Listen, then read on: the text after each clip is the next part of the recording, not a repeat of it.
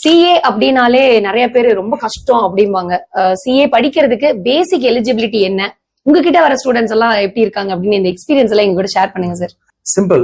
அதாவதுங்க, சிஏ அப்படின்னாலே டஃப் அப்படின்றது ஒரு ஆரம்பத்துல இருந்து ஒரு மைண்ட் செட் தான் ஒண்ணு. ரெண்டாவது மைண்ட் செட் என்னன்னு பாத்தீங்கன்னா, இதெல்லாம் ஒரு பெரிய மெட்ரோ சிட்டிஸ்ல தான் போய் படிக்கணும்னு ஒரு மைண்ட் செட்.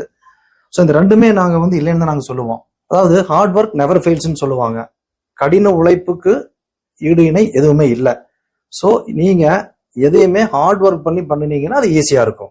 இப்போ நாங்க பாத்தீங்கன்னா +2 முடிச்சோடனே வரக்கூடிய ஸ்டூடெண்ட்டை நாங்க எடுத்துக்கிறோம். இதுக்கு டிகிரி தேவையில்லை. ஸோ +2 முடிச்சோடனே ஃபர்ஸ்ட் லெவல் ஃபவுண்டேஷன் நம்ம ஜாயின் பண்ணிக்கலாம். ஜாயின் பண்ணிட்டு ஃபர்ஸ்ட் லெவல் ஃபவுண்டேஷன் முடிச்சுட்டு தென் செகண்ட் லெவல் இன்டர்மீடியட் லெவல்னு சொல்லுவாங்க. தென் அதை முடிச்சுக்கிட்டு இப்போ நியூ சிலபஸ்ல பாத்தீங்கன்னா 2 years ஆர்டிகல்ஷிப் ட்ரைனிங் சொல்லுவாங்க. ஸோ அதை முடிச்சுட்டு தென் ஃபைனல். இந்த மாதிரி ஒரு 3 ஸ்டேஜ் இருக்கு. ஸோ +2 முடிச்சோடனே ஃபவுண்டேஷன், இன்டர், ஒரு 2 years ஆர்டிகல்ஷிப் ட்ரைனிங், தென் ஃபைனல் அப்பியர் ஆயிடலாம். ஸோ இது அதனுடைய ப்ரொசீஜருங்க.